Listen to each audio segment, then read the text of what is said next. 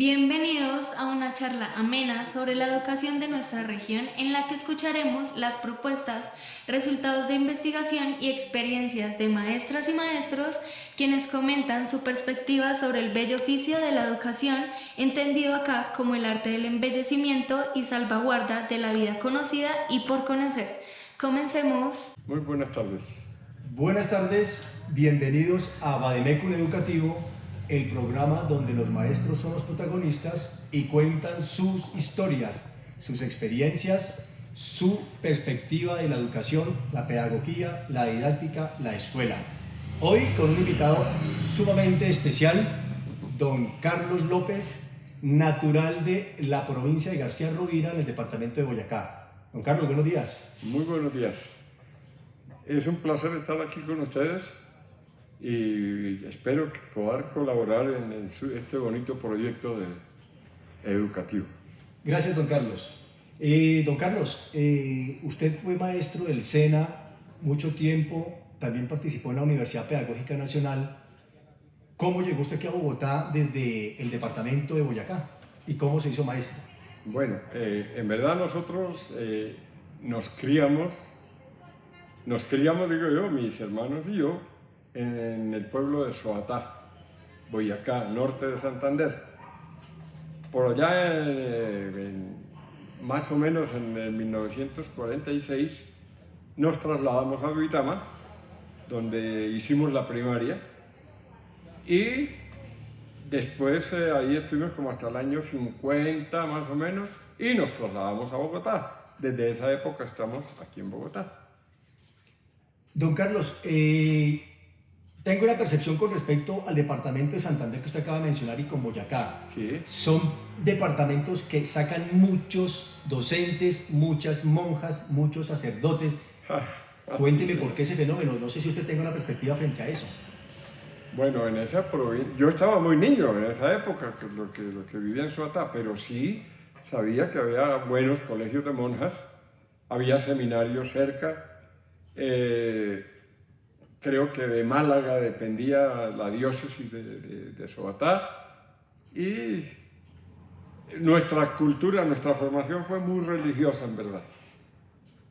Viene por el lado de los seminarios y el lado de las posibilidades de ascenso social que tienen en los pueblos, que en esa época eran muy limitadas quizás, ¿no? Entonces el monasterio y quizás la policía y el magisterio eran formas de ascenso social importantes en esos pueblos.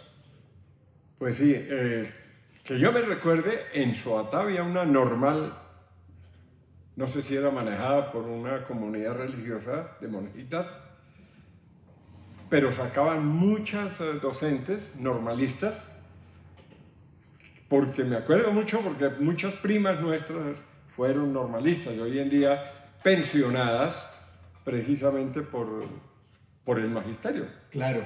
¿Y de dónde viene el bichito de la educación, don Carlos? Bueno, yo no sé, nosotros desde niños le aprendimos muchas cosas al abuelo. El abuelo era el herrero del pueblo, a donde acudía todo el pueblo a reparar sus utensilios de esa época. Más que todo era la máquina de moler, o a herrar los caballos, o hacer los frenos para los caballos, que eso era puro trabajo artesanal de herrería. Nosotros de niños le ayudábamos al abuelo a soplar el fuelle, a echar aire para que la fragua pudiera él trabajar sus metales al rojo. Y desde ahí nació esa chispa mecánica que nos ha acompañado toda la vida. Pues don Carlos, déjeme contarle a la audiencia, a los seguidores, una bella infidencia.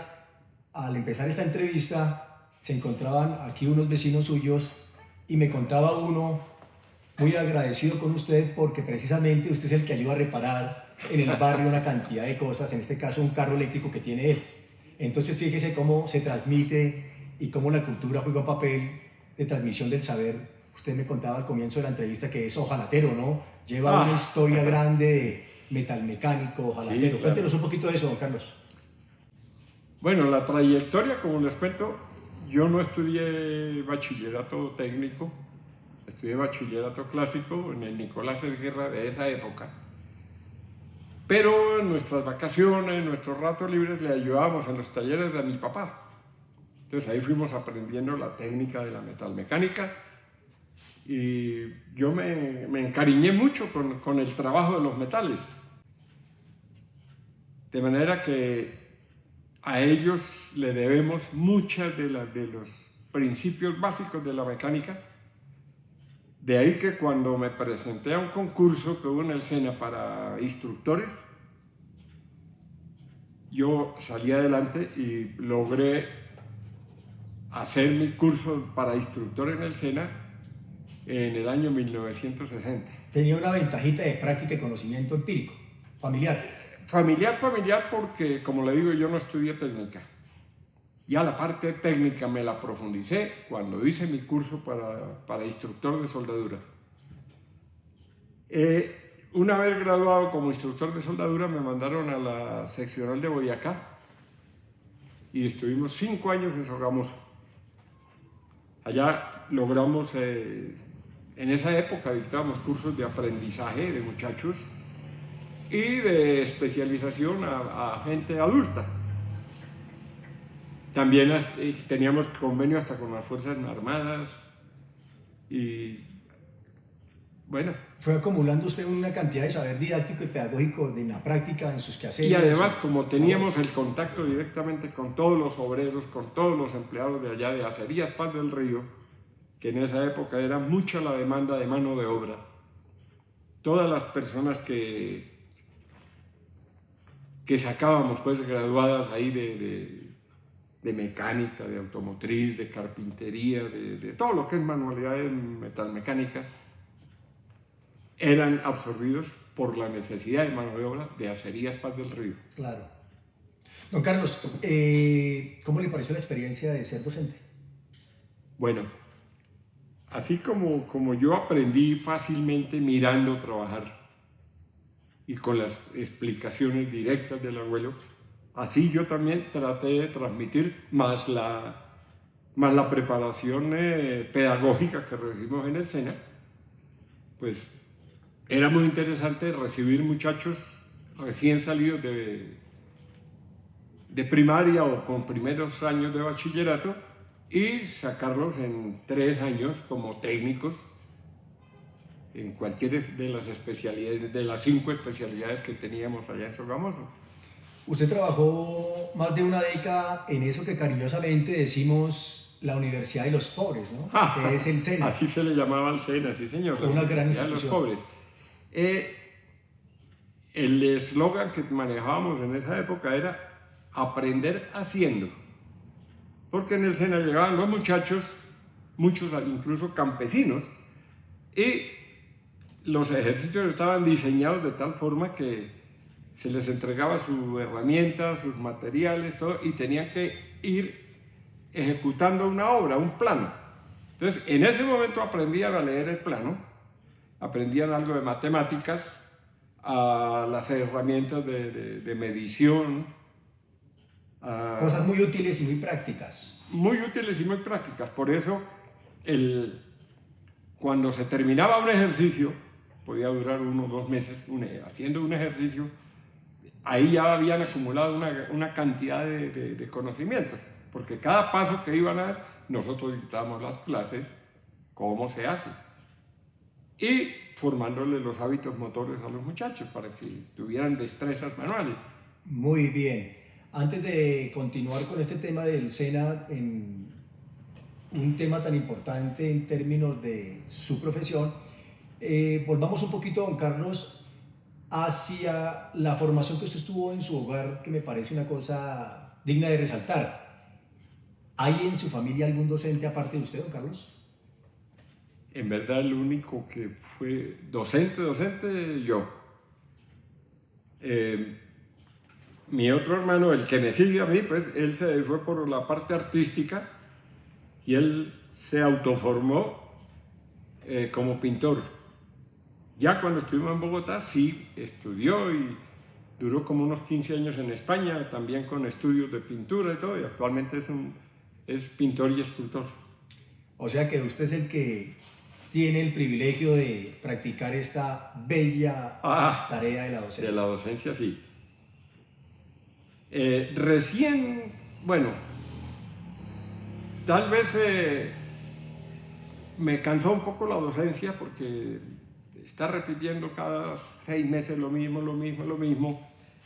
Y fue una década en la que Colombia avanzó mucho técnicamente. Nosotros pudimos ver los cambios tan drásticos que hubo en la industria en cuanto a la técnica de las máquinas, de los nuevos sistemas, porque fue cuando comenzaron a aparecer las computadoras y aparecer muchas máquinas ya que se manejaban por computador.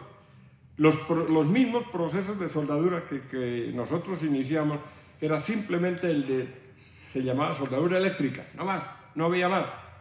Pero después vino una cantidad de máquinas más modernas con otras funciones que ya nos permitían hasta soldar otros metales especiales, muchas cosas así. Eso hizo que nosotros viviéramos actualizados, estudiando, mirando catálogos, traduciendo catálogos, porque casi todos venían en inglés. Entonces, eso nos obligaba a estar bien actualizados tecnológicamente. Bueno, para nuestra audiencia, les cuento que don Carlos, al comienzo de la entrevista, inquieto por las cámaras que estamos utilizando, por el audio, sigue usted pendiente, sigue actualizándose, don Carlos, maneja su tecnología, su computador, su celular, y de eso hablaremos un poco más adelante, cómo una persona puede estar fresca en su mente, despierta, activa. Estamos grabando y filmando desde su taller, que como mencioné al comienzo del video podcast, es diariamente consultado por todos los vecinos del sector.